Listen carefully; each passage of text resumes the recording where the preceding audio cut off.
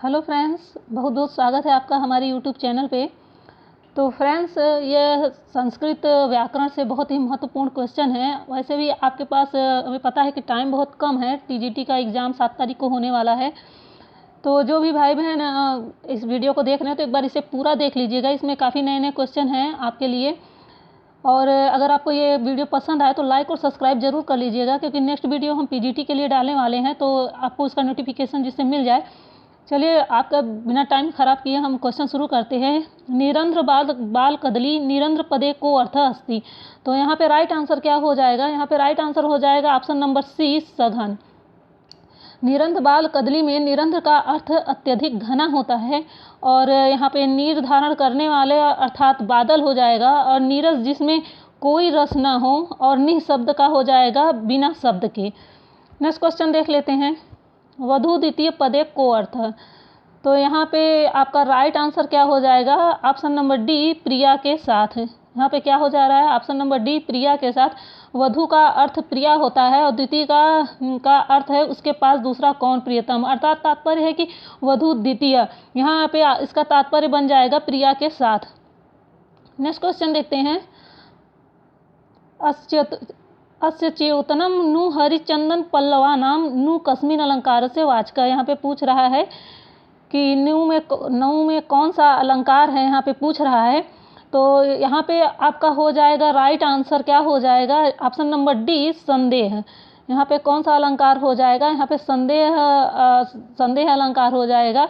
और यह भभूति के उत्तम रामचरित नाटक से लिया गया है। यह संदेह प्राकृते अन्यस्य संशय प्रतिभोत्थित, अर्थात उपमेय में उपमान का संशय होने पर संदेह अलंकार हो जाता है वहाँ पे। नेक्स्ट क्वेश्चन देते हैं। सूली पदे को अर्थ। तो यहाँ पे क्या हो जाएगा आपका right answer? Option number B, Shiv. सूली पदे को अर्थ। सूली का यहाँ पे शिव अर्थ होता है, और यहाँ पे शिव का और भी अर्थ होता है। ईशांतः, गिरीशः, मृंडः, कृतवासी, पिनाकः, उग्रः आदि शिव के और भी पर्यायवाची बनते हैं। नेक्स्ट क्वेश्चन देख लेते हैं। युष्मत् शब्दस्य षष्ठी एक वचने रूपम भवति। तो यहाँ पे युष्मत् शब्द का षष्ठी एक वचन का रूप पूछ रहा है, तो यहाँ पे आपका ऑप्शन नंबर ए राइट आंसर हो जाता है, तव। युष्मत् शब्द के षष्ठी एक वचन का रूप तव होगा। इसके तीनों रूप आप जानिए। तव, युवयो, युष्माकम, इसका तीनों रूप है। उत्तम रामचरिते अंगिरस। उत्तर रामचरित में कौन सा अंगिरस है? तो यहाँ पे करुण रस अंगिरस हो जाएगा। नेक्स्ट क्वेश्चन देखते हैं। एको रस करुण एवं निमित्त भेदात इति केन उक्तम। तो यहाँ पे यह पूछ रहा है कि यह किसकी उक्ति है? तो यहाँ पे आपका राइट आंसर हो जाएगा ऑप्शन नंबर बी, भभूति नाम। नेक्स्ट क्वेश्चन देखते हैं। मुख संधे अंगानि कति। तो यहाँ पे मुख संधि के अंग पूछ रहा है, तो यहाँ पे राइट आंसर क्या हो जाएगा? ऑप्शन नंबर ए, द्वादश। राइट आंसर क्या है? ऑप्शन नंबर ए, द्वादश। यानी मुख संधि के 12 अंग होते हैं। अगर आपको नोट करना है तो आप नोट कर लीजिए मुख संधि के 12 अंगों को। पहला है उपक्षेप, दूसरा है परिकर, तीसरा है परिन्यास, चौथा है विलोभन, और पांचवा है मुक्ति, छठवां है प्राप्ति, सातवां है समाधान, आठवां है विधान, नौवां है परिभावना, 10वां है उद्भेद, 11वां है भेद, और 12वां है करण। ठीक है, नेक्स्ट क्वेश्चन देख लेते हैं। तुल्यास्य प्रयत्नम। तो यहाँ पे क्या हो जाएगा? राइट आंसर भी, सवर्णम। यहाँ पे क्या राइट आंसर हो जाएगा? सवर्णम। तुल्यास्य प्रयत्नम सवर्णम, अर्थात जिन वर्णों का उच्चारण स्थान एवं प्रयत्न एक होते हैं उनकी सवर्ण संज्ञा होती है। नेक्स्ट क्वेश्चन देख लेते हैं। कादयो मावसाना। तो यहाँ पे क्या राइट आंसर हो जाएगा? ऑप्शन नंबर सी, स्पर्शा। कादयो मौसाना स्पर्शा, अर्थात क से लेकर म तक के वर्ण स्पर्श संज्ञक होते हैं। य, व, र, ल, ये यहाँ पे ये क से लेकर म तक के वर्ण क्या हो गए हैं? ये स्पर्श संज्ञक हो गए हैं। और य, व, र, ल ये अंतस्थ के अंतर्गत आते हैं। स, स, ह ये उष्म के अंतर्गत आते हैं। और यहाँ पे अ, ई, उ, री, ली, ए, ओ, ए, अ ये अच के अंतर्गत आते हैं। नेक्स्ट क्वेश्चन देख लेते हैं। नवेति। यहाँ पे क्या पूछ रहा है? नवेति। तो इसका राइट आंसर क्या हो जाएगा? इसका राइट आंसर हो जाएगा ऑप्शन नंबर बी, विभाषा। क्या हो गया? ऑप्शन नंबर बी, विभाषा। नेक्स्ट क्वेश्चन देखते हैं। टाप प्रत्यय भवति। टाप प्रत्यय भवति, तो यहाँ पर राइट आंसर क्या हो जाएगा? ऑप्शन नंबर ए अकारांत प्रतिपदिकः। क्या हो गया? अकारांत प्रातिपदिकः। टाप प्रत्यय अकारांत में होता है और अजाद्यंत स्टाप सूत्र से अजादिगण में पठति अज आदि तथा अकारांत प्रतिपादिक से स्त्रीलिंग होकर टाप प्रत्यय होता है। नेक्स्ट क्वेश्चन देख लेते हैं। एकाल प्रत्यय से का संज्ञा, यहाँ पे क्या पूछ रहा है? एकाल प्रत्यय में कौन सी संज्ञा है? तो यहाँ पे आपका राइट आंसर क्या हो जाएगा? Option number D right answer हो जाएगा अप्रिक्तम। क्या हो गया यहाँ पे? एकाल प्रत्यय अप्रिक्तम सूत्र से एकाल प्रत्यय की अप्रिक्त संज्ञा होती है। समाहार स्वरिता होता है और युस्राख्यो नदी सूत्र से इकारांत एवं उकारांत नित्य स्त्रीलिंग शब्दों की नदी संज्ञा हो जाती है। नेक्स्ट क्वेश्चन देख लेते हैं। तालव्येषु अंतर्भवति, तो यहाँ पे क्या हो जाएगा आपका राइट आंसर? यहाँ पे आपका राइट आंसर हो जाएगा ऑप्शन नंबर डी तालव्य के अंतर्गत कौन आता है? तो यहाँ पे डी हो जाएगा ऑप्शन नंबर स। इसका सूत्र है इचु यसा नाम तालु। ई च वर्ग और य और स का उच्चारण स्थान क्या होता है? तालु होता है। क का कंठ तथा अ का भी उच्चारण स्थान क्या हो जाता है? कंठ हो जाता है। और स का उच्चारण स्थान क्या होगा? वर्ण का उच्चारण स्थान क्या हो जाएगा? तो इसका मूर्धा हो जाएगा। नेक्स्ट क्वेश्चन देख लेते हैं। नेक्स्ट क्वेश्चन है नेक्स्ट क्वेश्चन है पठ धातु लंग लकारे प्रथम पुरुषे बहुवचने रूपम अस्ति, तो यहाँ पे क्या हो जाएगा? Right answer option number C अपठन। क्या हो जाएगा? यहाँ पे पूछ रहा है कि पठ धातु लंग लकार प्रथम पुरुष बहुवचन का रूप क्या हो जाएगा? तो यह हो जाएगा अपठन। अपठन। नेक्स्ट क्वेश्चन देख लेंगे। अर्थवत धातु प्रत्यय, तो यहाँ पे आपका राइट आंसर क्या हो जाएगा? ऑप्शन नंबर बी प्रतिपदिकम। क्या हो गया? प्रतिपदिकम। प्रतिपदिकम संज्ञा विधायक सूत्र अर्थवत धातु प्रत्ययतः प्रतिपदिकम, अर्थात धातु प्रत्यय प्रत्यांत को छोड़कर अर्थवान शब्द स्वरूप की प्रतिपदिक संज्ञा हो जाती है। नेक्स्ट क्वेश्चन देख लेते हैं। निम्नलिखित किस स्थिति में इष्टुनाइष्टु सूत्र प्रयुक्त होता है?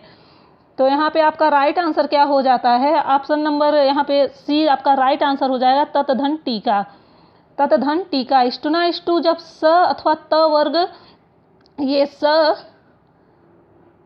और या ट वर्ग के योग में आते हैं तो स के स्थान में, तब सरौता वाले स के स्थान में यहाँ पे आपका खटकोड़ वाला स और त वर्ग के स्थान में ट वर्ग हो जाता है। ठीक है।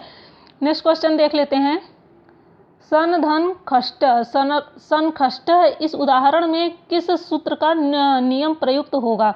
तो यहाँ पे आपका राइट आंसर क्या हो जाएगा? ऑप्शन नंबर सी यहाँ पे राइट आंसर हो जाएगा तो सी। तो सी अर्थात यदि त वर्ग के किसी अक्षर के बाद स आए तो उसके स्थान पर मूर्धन्य नहीं होता है। नेक्स्ट क्वेश्चन देखते हैं। मनीषा पदे संधि, मनीषा पदे संधि, तो यहाँ पे आपका राइट आंसर क्या हो जाएगा? पररूप। यहाँ पे मनीषा पद में कौन सी संधि है पूछ रहा है? तो अचो अंत्यादि टी सूत्र के अनुसार अचो यानी स्वर के मध्य में जो अंतिम स्वर वर्ण है, यदि आदि में उस वर्ण समुदाय की टी संज्ञा होती है। मनीषा में पर रूप संधि है, इसका विग्रह हो जाएगा मनस धन ईसा। क्या हो जाएगा? मनस धन ईसा, इसका विग्रह हो जाएगा। नेक्स्ट क्वेश्चन देख लेते हैं। पावकः का संधि विच्छेद होगा, पावकः का संधि विच्छेद होगा, तो यहाँ पे क्या हो जाएगा? Right answer option number C पौधन अकः। एचो अयावह सूत्र के अनुसार यदि ए ओ ए औ के बाद कोई असमान स्वर आए तो इनके स्थान पर क्रमशः अय औ आय आव हो जाता है। जैसे आपका ये पावक पौधन अकः पावक हो गया है, यहाँ पे औ और अ का आव हो गया है। ठीक है। नेक्स्ट क्वेश्चन देखते हैं। मनोरथ कस्मिन् संधि विच्छेदः अस्ति, तो यहाँ पे आपका राइट आंसर क्या हो जाएगा? ऑप्शन नंबर सी मनस धन रथ। मनस धन रथ मनोरथ का संधि विच्छेद होगा। मनस धन रथ में मनस के स को सस जो सो रू सूत्र से रू होकर मन रू धन रथ बना। अब हसी च सूत्र से रू के स्थान पर ऊ होकर मन ऊ धन रथ बना। और यहाँ पे अब आदि गुण सूत्र से गुण संधि होकर मनोरथ पूरा मनोरथ पद सिद्ध हो जाएगा। यहाँ पे पूरा मनोरथ पद बन जाएगा। नेक्स्ट क्वेश्चन है। दैत्य धन अरि इत्यस्मिन् संधि अस्ति, तो यहाँ पे आपका राइट आंसर क्या हो जाएगा? ऑप्शन नंबर बी दीर्घ संधि। क्या हो गया ऑप्शन नंबर बी दीर्घ संधि। दैत्य धन अरि दैत्यारी में दीर्घ संधि हो जाएगा। अकह सवर्ण दीर्घ, अर्थात यदि ह्रस्व अथवा दीर्घ अ ई उ री के बाद क्रमशः ह्रस्व अथवा दीर्घ अ ई री आए तो उन दोनों के स्थान पर क्या हो जाएगा, बड़ा आ बड़ी ई बड़ा उ बड़ी री हो जाता है। तो यहाँ पे क्या हो जाएगा, दैत्य धन अरि, यानी यहाँ पे क्या हो जाएगा, दैत्यारी। ठीक है, नेक्स्ट क्वेश्चन देख लेते हैं। पीतम अम्बरम इति पीताम्बरम इत्यस्मिन् समासः अस्ति। तो यहाँ पे आपका राइट आंसर क्या हो जाएगा, ऑप्शन नंबर सी कर्मधारय समासे। ऑप्शन नंबर सी कर्मधारय समासे। यहाँ पे कर्मधारय समास में प्रथमा या तो द्वितीया का विशेषण होता है और द्वितीया शब्द संज्ञा होता है, और ये दोनों या तो दोनों संज्ञा होते हैं, किंतु प्रथम विशेषण स्थानीय हो या दोनों विशेषण हो, जिससे समय पड़ने पर किसी तीसरे शब्द का संयुक्त विशेषण हो जाता है। नेक्स्ट क्वेश्चन देख लेते हैं। पितरौ समासः अस्ति। पितरौ समासः अस्ति, यहाँ पे ऑप्शन नंबर सी आपका राइट आंसर हो जाएगा। पितरों में कौन सा समास है, तो यहाँ पे द्वंद्व समास है और इसका विग्रह होता है माता च पिता च इति पितरौ चार्थे द्वंद्व उभय पदार्थ प्रधानो द्वंद्व। जिस समास में सभी पद प्रधान होते हैं तथा विग्रह करने पर च या और जुड़ते हैं उसे द्वंद्व समास कहते हैं। इस समास में बाद वाले पद का लिंग होता है। यदि संपूर्ण पद के द्वारा दो को कहा जाता है तो द्विवचन, दो को द्विवचन कहेंगे, और बहुतों को कहा जाएगा तो उसे बहुवचन कहेंगे यहाँ पे।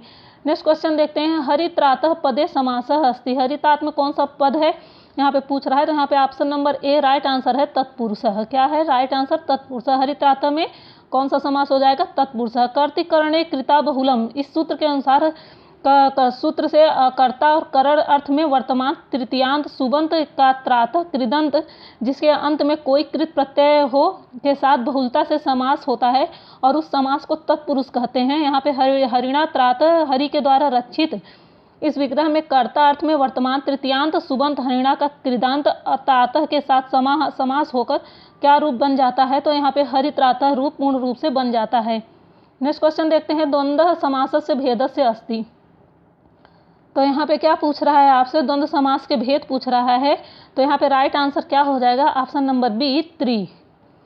जिस समास में सभी पद प्रधान होते हैं और विग्रह करने में च से जुड़ते हैं उसे द्वंद्व समास कहा जाता है। इसके कुल कितने भेद होते हैं, तो इसके 3 भेद होते हैं। कौन कौन से होते हैं, पहला इतरेतर द्वंद्व, दूसरा समाहार द्वंद्व और तीसरा एक से द्वंद्व होता है। नेक्स्ट क्वेश्चन देखते हैं। सह शब्द योगे विभक्तिर्भवति। तो यहाँ पे आपका राइट आंसर क्या हो जाएगा, ऑप्शन नंबर ए यहाँ पे आपका राइट आंसर हो जा रहा है तृतीया। क्या हो जा रहा है, सह सुक्ते प्रधानो सूत्र से सह के योग में तृतीया विभक्ति का प्रयोग होता है। नेक्स्ट क्वेश्चन देख लेते हैं। गुरुवे नमः वाक्य चतुर्थी प्रयोगस्य सूत्रमस्ति। तो यहाँ पे आपका राइट आंसर क्या हो जाएगा, गुरुवे नमः वाक्य में चतुर्थी का प्रयोग होता है। नमः स्वस्ति स्वाहा स्वधा स्वयं अलंग योग वाच्य सूत्र से यहाँ पे चतुर्थी का प्रयोग होगा। गुरुवे नमः में चतुर्थी का प्रयोग इसका प्रयोग हुआ है इस सूत्र से, और नमः के योग में विभक्ति होकर गुरुवे शब्द यहाँ पे बन जाता है।